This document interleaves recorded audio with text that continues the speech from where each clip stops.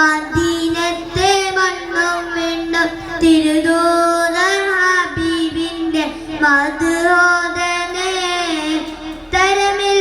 സ്വഹബത്തിന്റെ ചരിതം പേറുവൈകളിൽ മന്ദാരച്ചിരി തൂകി വരവേകുന്നേ അജബിന്റെ ഒളിലെങ്കി തിളങ്ങുന്ന മദീനത്ത് അജ്വാ മരങ്ങൾ തിങ്ങും മരുദേശത്ത് അയകോടെ റസൂലുള്ള